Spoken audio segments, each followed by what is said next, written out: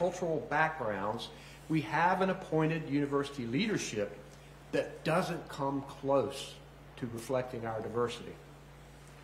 Many colleges around the country have faced similar challenges. And as with any institution, when only a few people control leadership over long periods of time, there can be erosion in the foundation. In North Carolina, all university leadership appointment authority has been captured for the last 6 years by the Republican leadership in the General Assembly. If this continues much longer, it will not end well. To put it simply, we've built the most amazing public university system in the country. It's our job to keep it that way. And we know the way university leaders are chosen must expand to reflect more of who we are. The system needs reform. Therefore, today I have signed Executive Order 272, directing the formation of the Commission on the Future of Public Universities in North Carolina. The commission will be led by 2 previous UNC System presidents, Margaret Spellings and Tom Ross.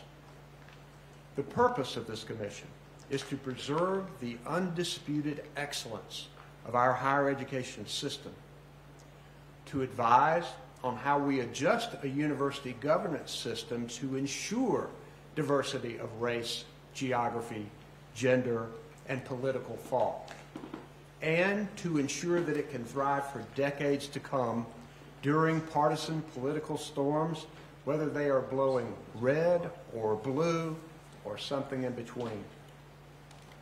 The Commission will assess the current appointment system and deliver a report with recommendations on how it can be reformed and strengthened.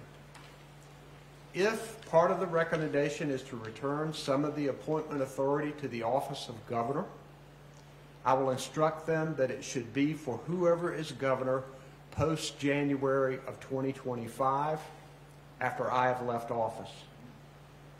They will also look at other ways to expand appointment authority within the General Assembly and beyond. The members of this group will be bipartisan, respected, and diverse in every sense of the word. But they will be joined by a common denominator, a love for the university system that has distinguished our state, and a desire to keep it strong for generations to come. That's a love and a desire that I hold dearly as well. About 180 years ago, after the first students arrived on the campus in Chapel Hill, I found my way there as a young man from Nash County, ready to have my mind challenged and my world changed forever.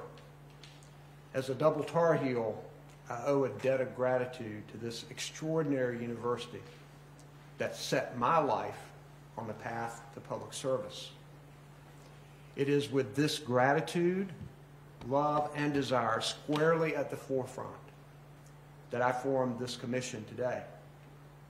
Now I'd like to invite Margaret Spellings, past UNC System president and past United States Secretary of Education under President George W. Bush, to share some words. President Spellings. Thank you, Governor. Good morning.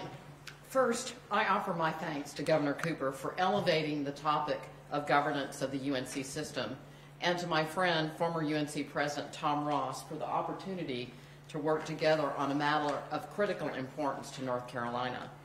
I was privileged to have the opportunity to serve as president of the UNC system, and as a homeowner and frequent visitor to North Carolina, consider myself a dual citizen with keen interest in the future of this world-class enterprise.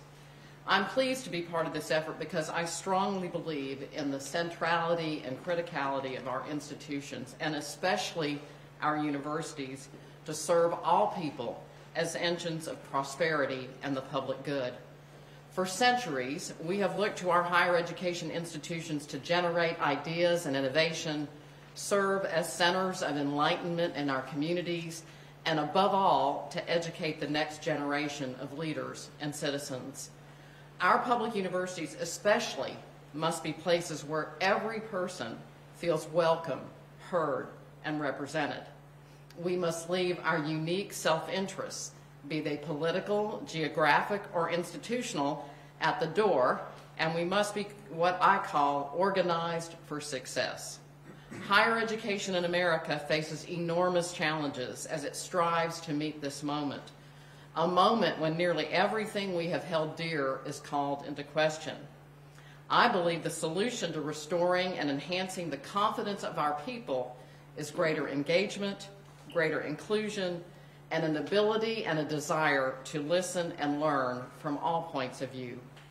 Our government and our institutions are strengthened by a periodic review of our structures, our priorities, and our commitment, and I look forward to working with members of this commission to consider the issues before us and make recommendations to the governor and other policymakers. Finally, I thank all of those willing to serve the University of North Carolina, past, present, and future, to steward and nurture this mighty engine of North Carolina. Tom?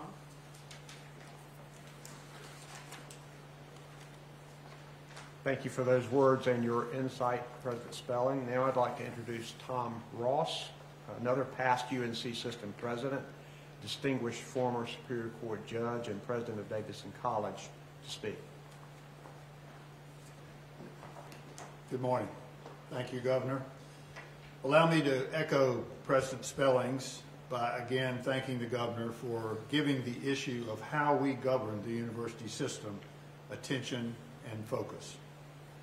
The University of North Carolina system is an unparalleled asset for our state, and a comprehensive review to ensure that our governance structure is designed to enhance these institutions and meet the rapidly changing demands of the future is the right thing to do. The University of North Carolina system has proven time and again the critical role it plays in our state's economy. We have been able to successfully attract new industry to our state for decades because of the reputation of our university system and the quality of its graduates. Our university has been able to produce the educated workforce needed for the jobs of today and tomorrow. If we do not protect, preserve, support, and treasure our university system, we will not be able to develop new cures for diseases, modern technologies to enhance our lives, innovative agricultural and business solutions, or create better lives for the people in North Carolina and beyond. Governance of any system with 16 universities and 2 high schools is a challenge. But if one puts the best interests of each of those institutions first, setting aside bias toward a particular campus, except maybe around athletic events, political views, and self-interest, the result will be a thriving, healthy, productive, and successful system which will provide the residents and others around, the residents of this state and others around the nation and the world, the opportunity for a world-class education. I am confident that North Carolina can design a governance structure for higher education that will serve our university system well as all of the people of this state, and can be a model for the rest of the nation. I am privileged to be asked by the Governor to work on this project and to serve alongside President Margaret Spellings, for whom I have profound respect and who has an outstanding national reputation for leadership and education of our young people. We recognize that the task before us and our colleagues on the Commission are difficult and will not be accomplished without hard work, input from others, compromise, and a commitment to what is best for our university and our state. I am eager to tackle the challenge and again thank Governor Cooper for creating the Commission and asking me to work alongside President Margaret Spellings. Thank you. And we'll take questions. You guys have questions. Okay, Governor, Gary. so a generation ago, you remember there were set-asides in the Board of Governors membership for minority party, for racial considerations, gender, and that went away after a lawsuit. So that doesn't seem like a path forward unless you have a different opinion, but it seems like the only solution, in your view, would be to give the governor or your successor appointment powers here. I mean, are we reading this right, or do you have any other ideas? So there would be numerous ways that this commission could look to expand the number of leaders in the state who appoint members of the Board of Governors and of the boards of trustees of the 16 universities.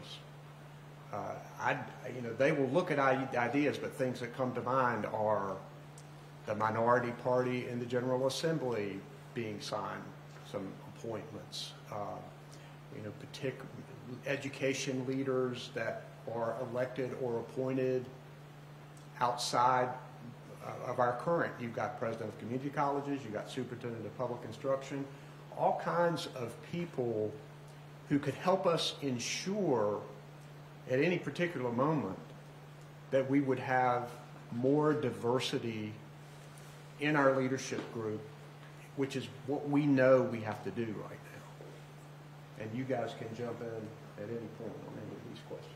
Well, I would just say from my previous experience as chair of the Sentencing Commission in North Carolina, if you go back and look at how that commission was appointed, there were appointments by lots of different people, but they had to be within certain categories. And it produced a commission that was really diverse, I promise you. It was really diverse in lots of ways, particularly in thought, and yet was successful, I think. So, and then we plan to look, I think, at what's happening around the country as well in other states to get some ideas there. So I think there are lots of options.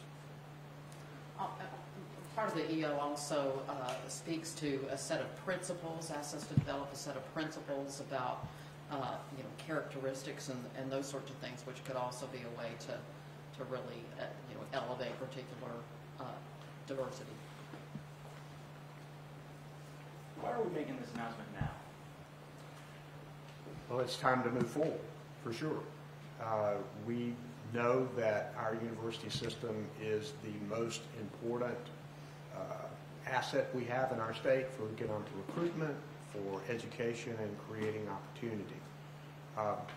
I had planned to do this earlier, but President Peter Hans was appointed. I wanted to make sure that he could get his footing, which I believe he has. I think he's doing a good job, particularly under the circumstances. But it was important for that to settle, and now is the time to move forward. And in fact, I'd like them to get this done within the next 8 months. It would be good to have this proposal in front of the General Assembly before it adjourns whenever it does in 2023. If it does. What sort of conversations have you had with Republican legislative leaders? Will they be allowed appointments to this commission? What sort of buy-in, if any? Well, we're considering who is on this commission right now. We're going to announce appointments in a couple of weeks, and I've talked to some legislators about it and look forward to their input in this process. But are those legislators Republican leaders in general? So? They know about this, yes. We provided the executive order to them. I look forward to talking with them about it. But as far as whether or not they'll have appointments, that is not decided yet? Or? That has not been decided. Governor, you talked a lot about diversity here today. Is this announcement, is it possibly even an indirect response to the affirmative action cases that the Supreme Court is talking about right now? Yeah, this idea was formed long before that case. I mean, obviously it was argued yesterday, and I filed an amicus brief in it. It is so important for us to keep our diversity, not just racial diversity, but gender, geography, ethnicity, and political thought.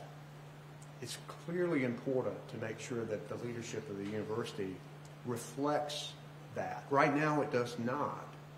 And although there are positive things going on at our university, erosion can and will occur if we don't make steps toward reform now.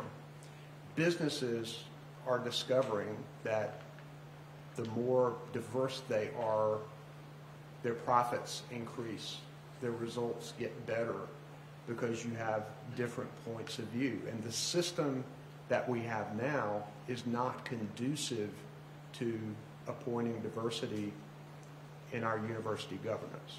And that's what this commission will seek, is ways to ensure that we may have a state that's mostly Democratic or mostly Republican or in between.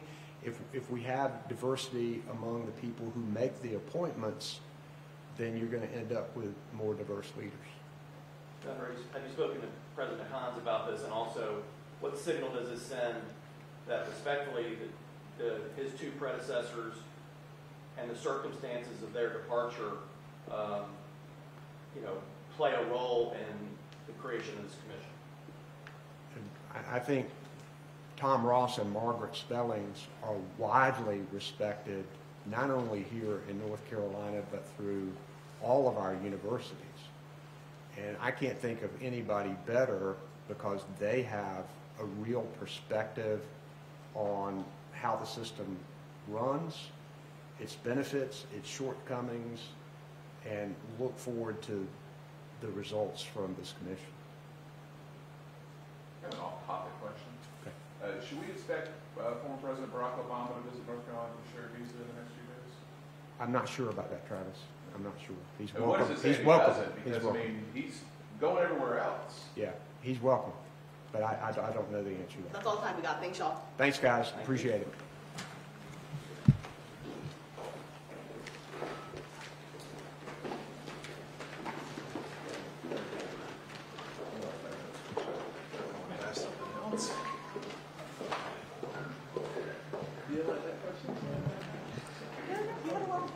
That's